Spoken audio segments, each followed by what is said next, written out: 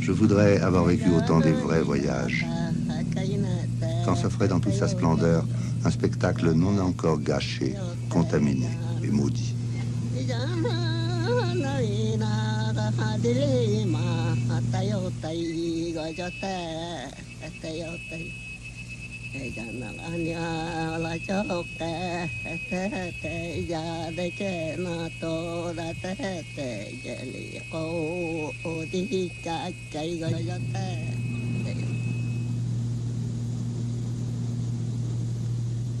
Ma carrière s'est jouée un dimanche de l'automne 1934 à 9 h du matin sur un coup de téléphone. Avez-vous toujours le désir de faire de l'ethnographie? Certes. Alors posez votre candidature comme professeur de sociologie à l'université de São Paulo. Les faubourgs sont remplis d'Indiens, vous leur consacrerez vos week-ends. Ça a été peut-être l'expérience décisive de nos existences. Non seulement parce que c'était la première fois que, jeunes professeurs, nous nous expatrions et que nous nous expatrions dans un pays très lointain, mais en même temps, nous y trouvions pour nos études respectives, que ce soit les anthropologues, les sociologues, les géographes, les historiens, nous trouvions un terrain d'une richesse tout à fait prodigieuse et qui, à l'inverse des vieux terrains de l'ancien monde, était encore très incomplètement exploité. Et où donc nous nous trouvions devant cette situation un peu qu'ont connue les hommes de l'Europe, si je puis dire, au XVIe, au XVIIe, encore au XVIIIe siècle, où tout était possible, où toute étude offrait un intérêt parce que rien de définitif n'avait été dit sur le sujet, parce qu'on n'avait pas épuisé les problèmes. Alors, ça a été, pour nous, une véritable révolution spirituelle.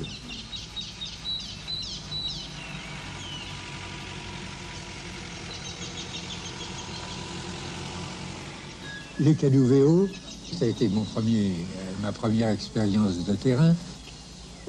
Pour moi, c'était très important et très troublant, en fait, de trouver une société indigente et, j'avoue, par certains côtés, assez repoussante, l'alcoolisme sous la forme la plus brutale. Enfin, les Indiens étaient ivres-morts la moitié du temps. Et qui conservait un art, d'un raffinement, d'une subtilité extraordinaire. Je pense que ça a été un des mobiles déterminants de ma réflexion sur tout ce que j'ai écrit par la suite sur les arts des peuples dits primitifs en général et sur les arts de nos propres sociétés. Les Bororo, c'est un système religieux qui est probablement un des plus compliqués qu'on connaisse, l'ensemble de l'humanité, par un panthéon qui comprend toutes sortes de dieux, un rituel tellement riche que je me souviens pendant les quelques semaines que j'ai passées chez les Bororo du Rio Vermelho, que nous nous retrouvions tout à l'heure, eh bien, il ne s'est pas passé une nuit qui n'ait été entièrement consacrée à des rites et à des cérémonies. Les Nambikwara, alors c'était, je dirais, presque la situation inverse. Et en réalité, je dirais que ce qui m'a conduit chez les Nambikwara, c'était des raisons peut-être impures. C'était d'aller dans les régions les plus reculées du Brésil, de voir des Indiens qui, à l'inverse des Bororo, soient parmi les moins connus, presque inconnus, et donc de trouver là une société qui est tellement appauvrie au point de vue de la culture matérielle, au point de vue de l'organisation sociale, qui est réduite à si peu de choses que vraiment on y trouve, je dirais, l'essence même de la vie sociale, réduite à sa plus simple expression.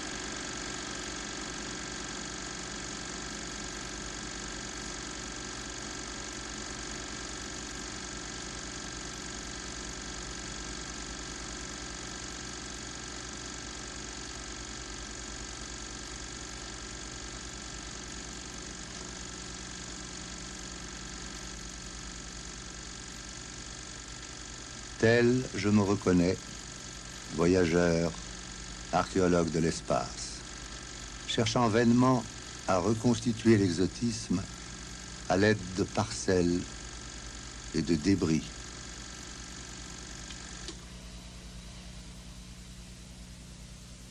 Je hais les voyages et les explorateurs.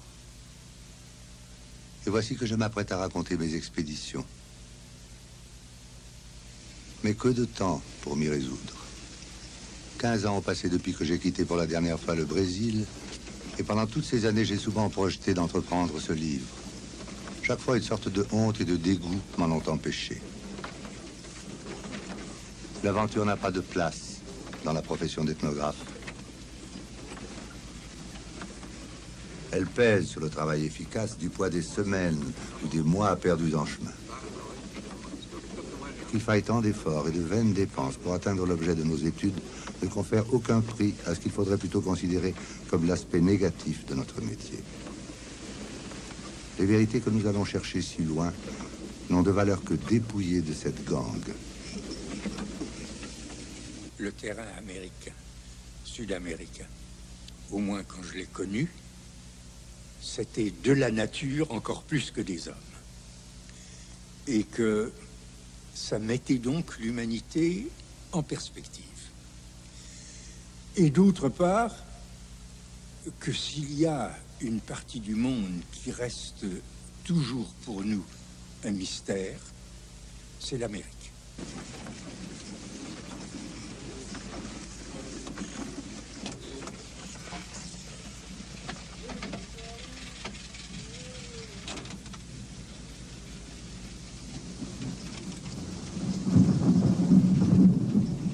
Moins qu'un parcours, l'exploration est une fouille. Une scène fugitive, un coin de paysage, une réflexion saisie au vol permettent seuls de comprendre et d'interpréter des horizons autrement stériles. Pour l'œil inattentif, ces hameaux différaient à peine de ceux des paysans brésiliens les plus proches. Mais à la différence des cabanes brésiliennes, il n'y avait pas de murs. Les constructions offraient une sorte de compromis entre les habitations des Blancs, d'où avait été copiée la forme du toit, et les anciens auvents indigènes à toiture plate couverte de nattes.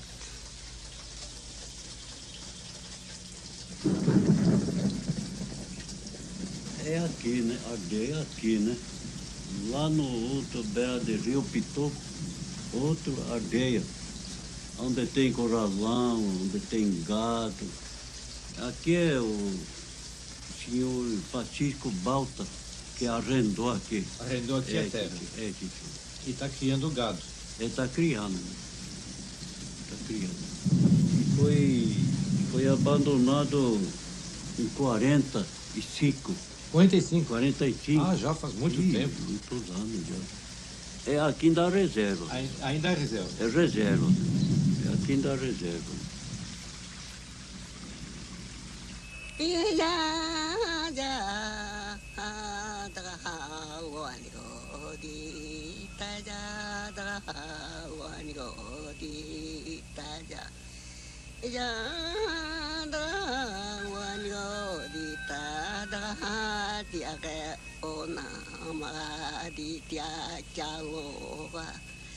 Odo te gawa di tagala choke te mukana ni oda tiga keke mahaja ke meni te veri kajo te dala choke te chamele che do di Niga ni da mati da ni agodreri koda tane de letiga kabigo to me manu da tia kabi ge me yo to da tane ye no da tani ala ta de chamele chedi Pune wade na wadi tallado mi genro ya te tiga que luego te la chofe anu cananio tiga que na choni tiga te ya o te me ya tiga te na choni tiga te ya o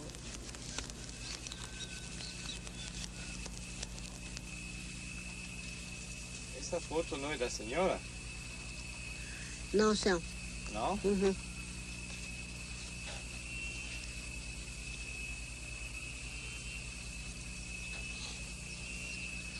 Não vou sei lá. Acho que alguém reconheceu a senhora. É outro, né? É outra pessoa? É. Não, é eu mesmo. Ah, Uhum. senhora e mais outra pessoa. O outro é o filho da minha... Eu acho que é o filho da minha filha.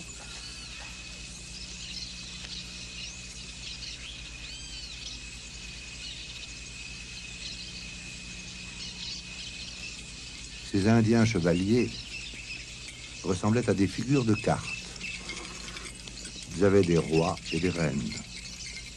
Ils étaient déchargés des travaux subalternes par une population plus anciennement installée, différente par la langue et la culture, des Guanas.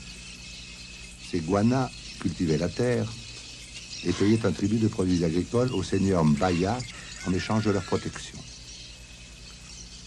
Un Allemand du XVIe siècle qui s'était aventuré dans ces régions comparait ces relations à celles existant de son temps en Europe centrale entre les féodaux et leurs serfs. Quand l'être suprême, Gonoen Hodi, décida de créer les hommes, il tira d'abord de la terre les Guanas, puis les autres tribus. Au premier, il donna l'agriculture en partage et la chasse aux secondes. Le trompeur, qui est l'autre divinité du panthéon indigène, s'aperçut alors que les Mbaya avaient été oubliés au fond du trou et les en fit sortir. Mais comme il ne restait rien pour eux, ils eurent droit à la seule fonction encore disponible, celle d'opprimer et d'exploiter les autres.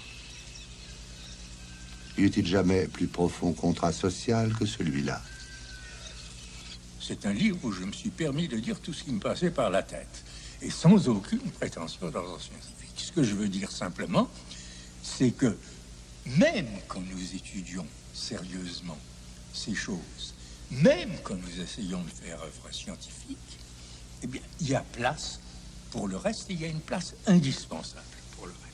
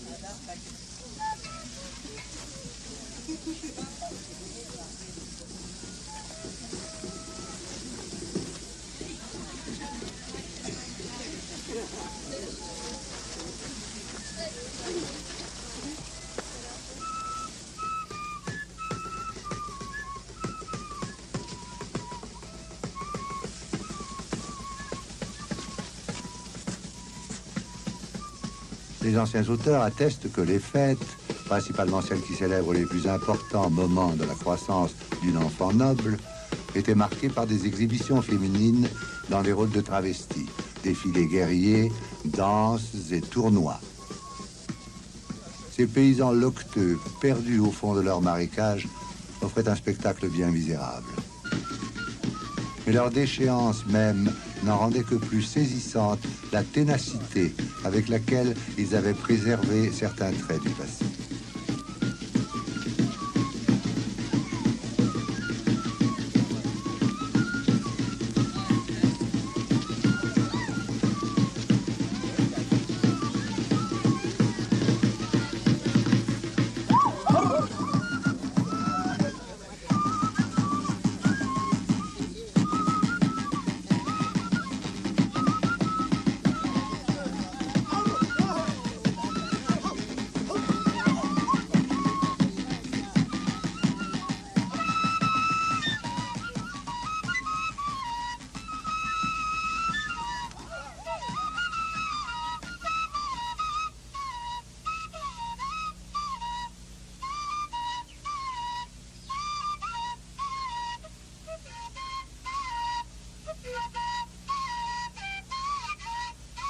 L'ensemble des coutumes d'un peuple est toujours marqué par un style.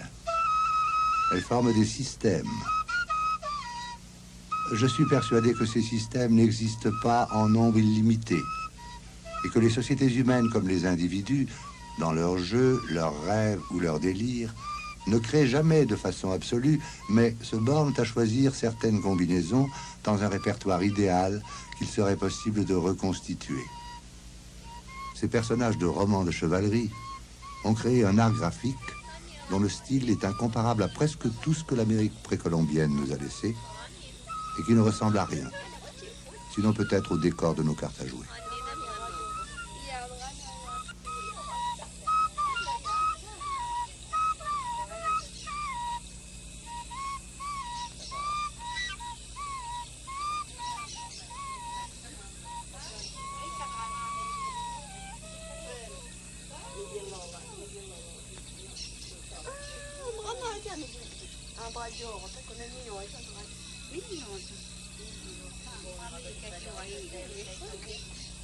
Leurs visages, parfois aussi leur corps, sont couverts d'un lacis d'arabesques asymétriques, alternant avec des motifs d'une géométrie subtile.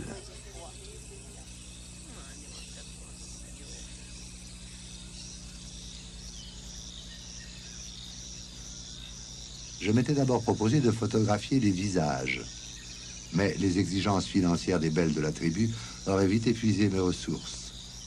J'essayais ensuite de tracer des visages sur des feuilles de papier en suggérant aux femmes de les peindre comme elles eussent fait sur leur propre face. Le succès fut tel que je renonçais à mes coquilles maladroits. Les dessinatrices n'étaient nullement déconcertées par des feuilles blanches, ce qui montre bien l'indifférence de leur art à l'architecture naturelle du visage humain.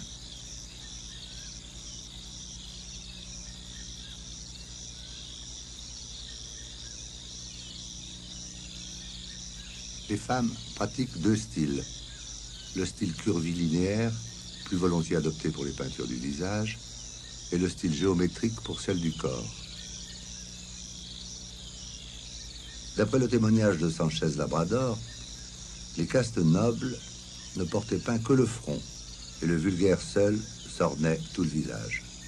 À cette époque aussi, seules les jeunes femmes suivaient la mode. Il est rare que les vieilles femmes perdent du temps à ces dessins. Elles se contentent de ceux que les ans ont gravés sur leur visage. Le missionnaire se montre alarmé de ce mépris pour l'œuvre du Créateur. Pourquoi les indigènes altèrent-ils l'apparence du visage humain? Est-ce pour tromper la faim qu'ils passent des heures à tracer leurs arabesques? Ou pour se rendre méconnaissables aux ennemis? Quoi qu'il imagine, il s'agit toujours de tromper. Pourquoi? Quelque répugnance qu'il en éprouve, même le missionnaire est conscient que ces peintures offrent aux indigènes une importance primordiale et qu'elles sont, en un sens, leur propre fin.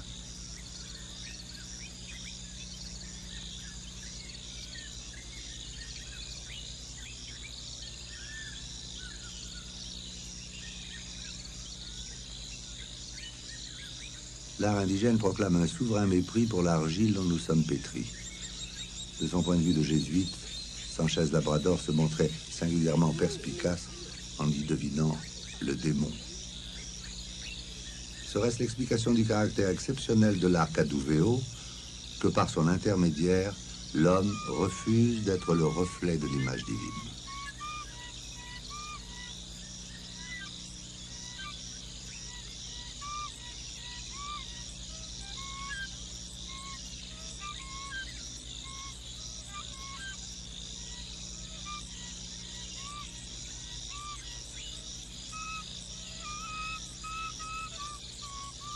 Les Mbaya n'ont pas eu la chance de résoudre leurs contradictions.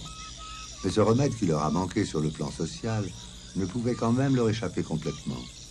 De façon insidieuse, il a continué à les troubler. Et puisqu'ils ne pouvaient pas en prendre conscience et le vivre, ils se sont mis à le rêver sous une forme transposée et en apparence inoffensive dans leur art.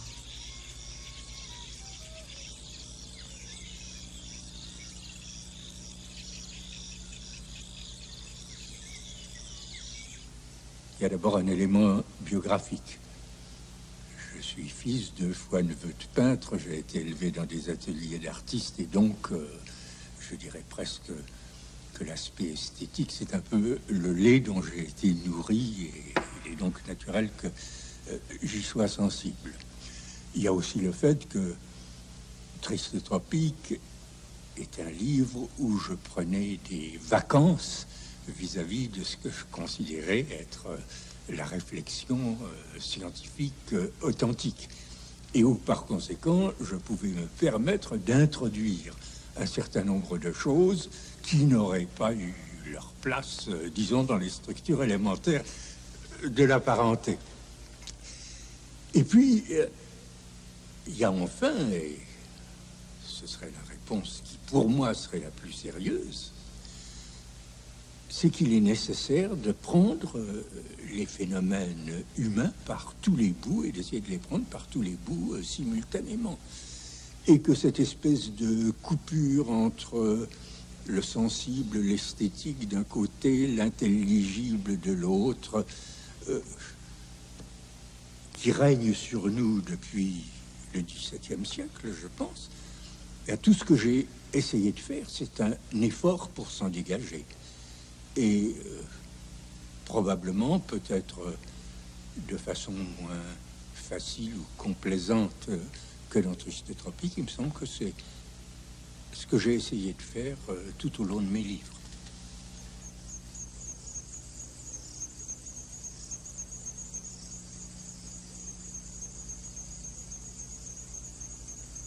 Adorable civilisation, de qui les reines cernent le songe avec leurs phares. Hiéroglyphes décrivant un inaccessible âge d'or, qu'à défaut de code, elles célèbrent dans leur parure, et dont elles dévoilent les mystères, en même temps que leur nudité.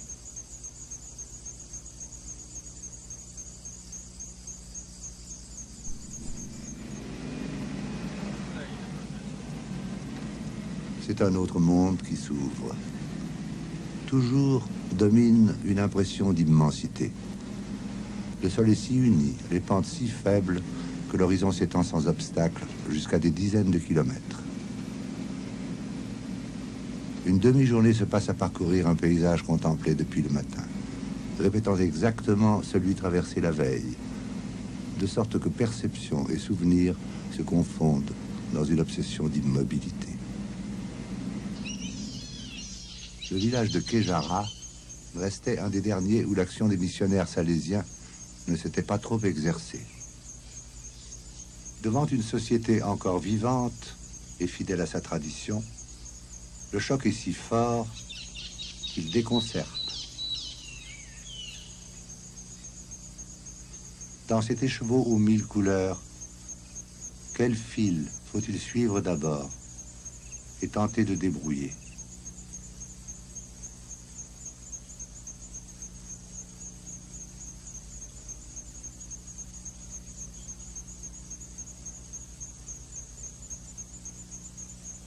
je m'employais à obtenir de mes informateurs une analyse de la structure de leur village.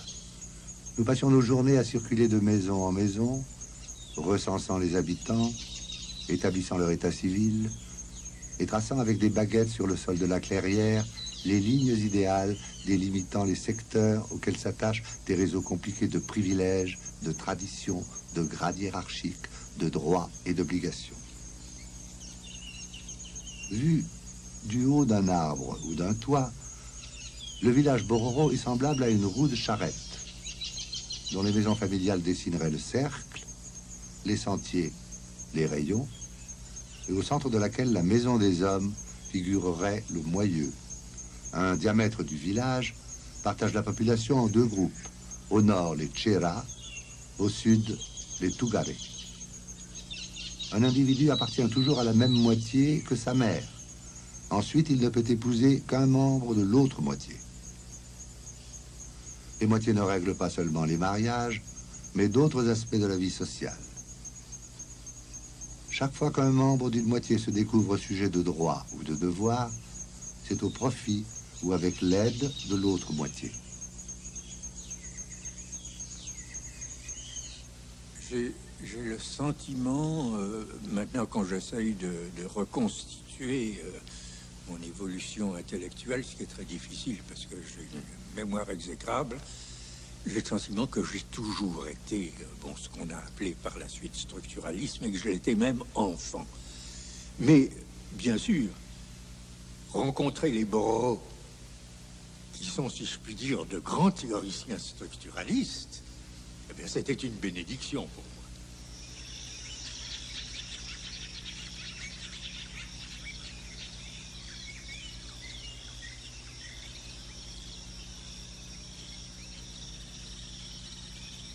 La distribution circulaire des huttes autour de la maison des hommes est d'une telle importance en ce qui concerne la vie sociale et la pratique du culte que les missionnaires salésiens de la région du Rio das Garças ont vite appris que le plus sûr moyen de convertir les Bororo consiste à leur faire abandonner leur village pour un autre où les maisons sont disposées en rangées parallèles.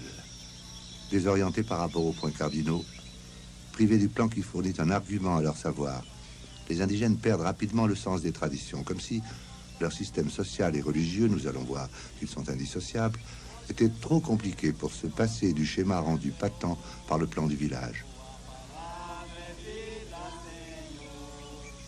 Disons à la décharge des Salésiens qu'ils ont pris une peine extrême pour comprendre cette structure difficile et en préserver le souvenir.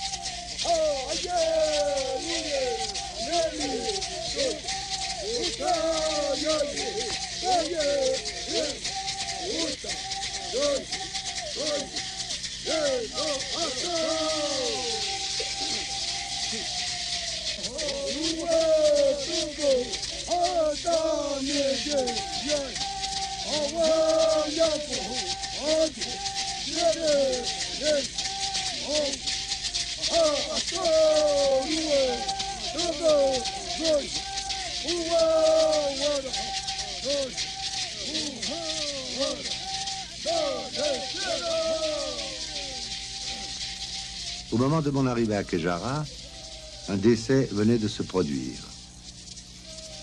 Considéré d'un point de vue individuel, chaque mort est l'occasion d'un arbitrage entre l'univers physique et la société. Les forces hostiles, qui constituent le premier, ont causé un dommage à la seconde, et ce dommage doit être réparé. C'est le rôle de la chasse funèbre. Après avoir été vengé par la collectivité des chasseurs, le mort doit être incorporé à la société des âmes. Telle est la fonction du grand chant funèbre auquel j'allais avoir la chance d'assister. Les cérémonies funéraires s'étendent sur plusieurs semaines car leurs fonctions sont très diverses. Quand tout fut prêt, les danseurs se dirigèrent en sifflant vers la place. La cérémonie s'anima. La scène n'avait plus le caractère mystique du début. C'était une foire où la jeunesse faisait valoir ses muscles dans une ambiance de sueur, de bourrade et de colibet. Et pourtant, ce jeu possède ici son sens religieux le plus plein. Dans un désordre joyeux, les indigènes ont le sentiment de jouer avec les morts et de gagner sur eux le droit de rester en vie. Ces personnages emplumés et superbes, ce sont en un sens les dieux redescendus sur terre.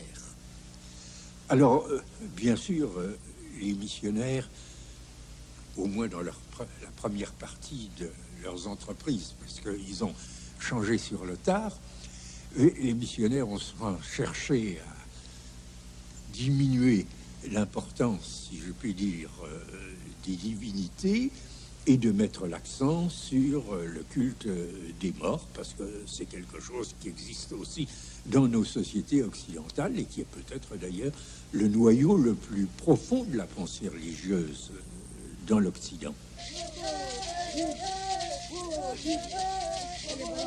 Cette grande opposition entre les vivants et les morts s'exprime d'abord par la répartition des villageois pendant la cérémonie en acteurs et spectateurs.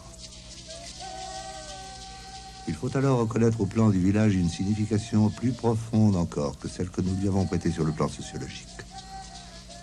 Les hommes formés en confrérie dans le baïto sont le symbole de la société des âmes, tandis que les huttes du pourtour, propriété des femmes exclues des rites les plus sacrés, constituent l'audience des vivants et le séjour qui leur est réservé.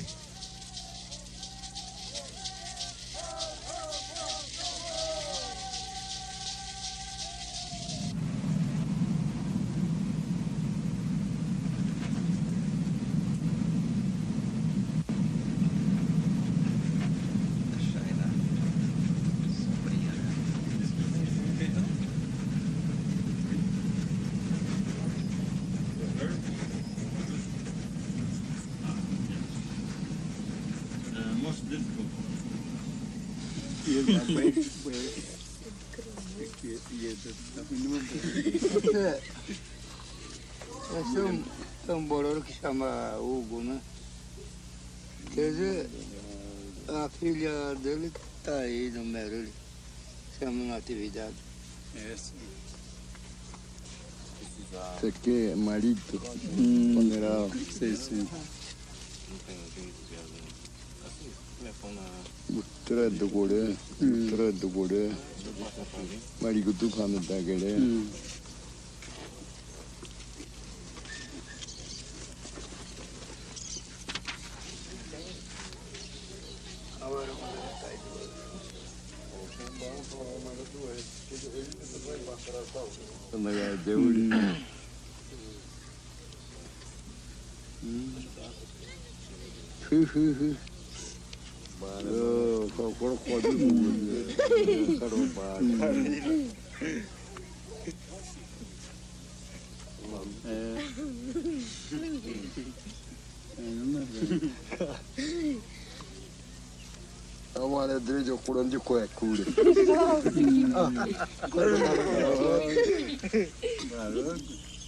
Il faut pénétrer dans la maison des hommes pour mesurer l'activité dépensée par ces robustes gaillards à se faire beau.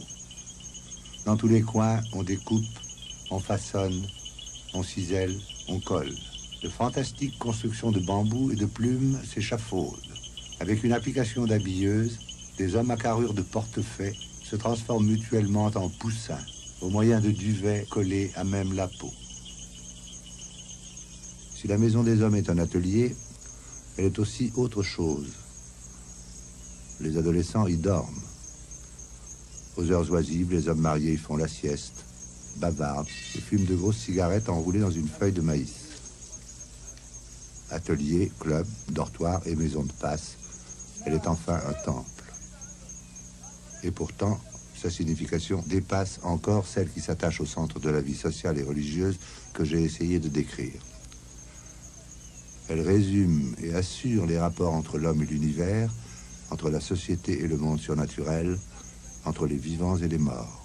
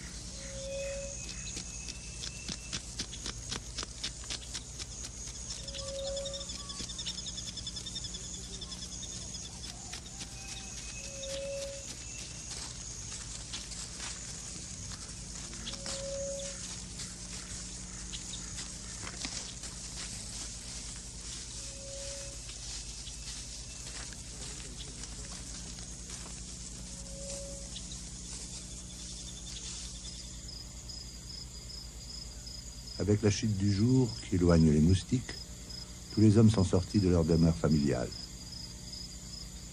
On s'installe à 5 ou 6 et l'on échange peu de paroles.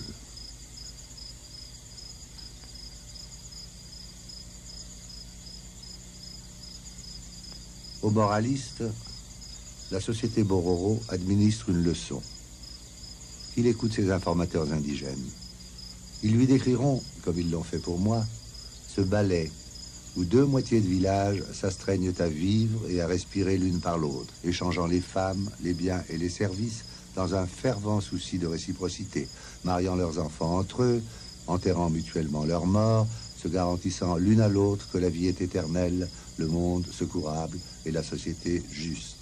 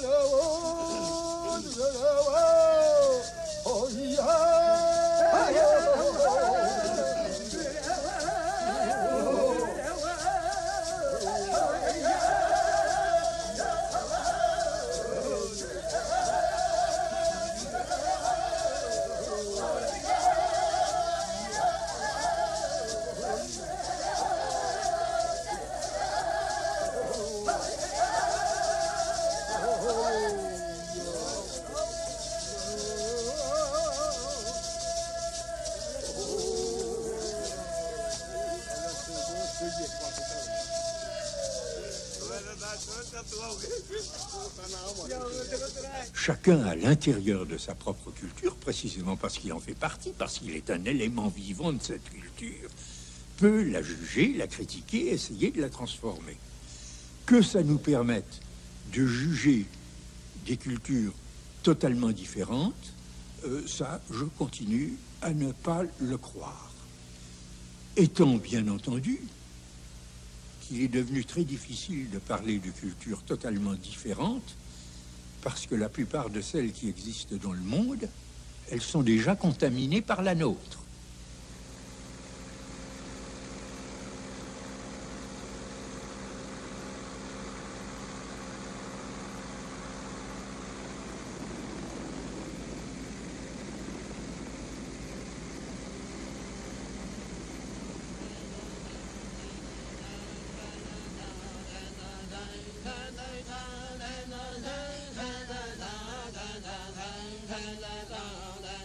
On se doute que les Nambikwara ne savent pas écrire.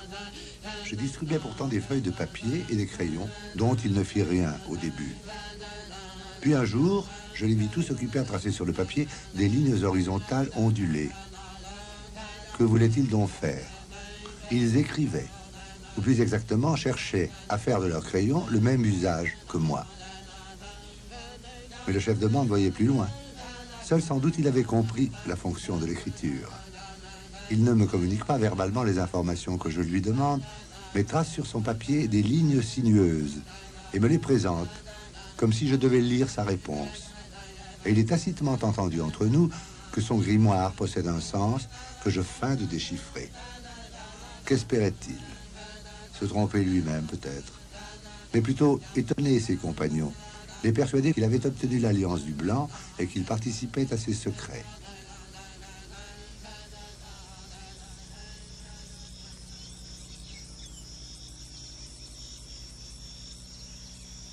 Les Nambikwara dorment par terre et nus. Ils se réchauffent en se serrant les uns contre les autres ou se rapprochent des feux de camp qui s'éteignent.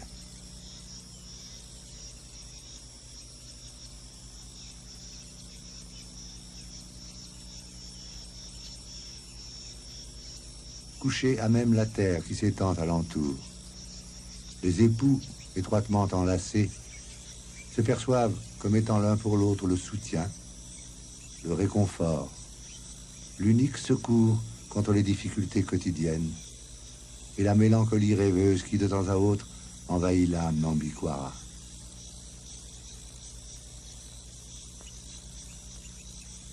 On devine chez tous une immense gentillesse, une profonde insouciance, une naïve et charmante satisfaction animale.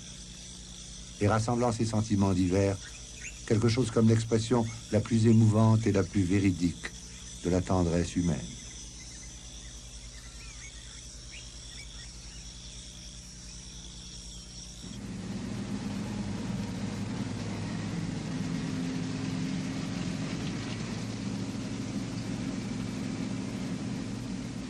Je me demande parfois si l'ethnographie ne m'a pas appelé, sans que je m'en doute, en raison d'une affinité de structure entre les civilisations qu'elle étudie et celle de ma propre pensée. J'ai l'intelligence néolithique. Pareil au feu de brousse indigène, elle embrasse des sols parfois inexplorés. Elle les féconde peut-être pour en tirer hâtivement quelques récoltes et laisse derrière elle un territoire dévasté.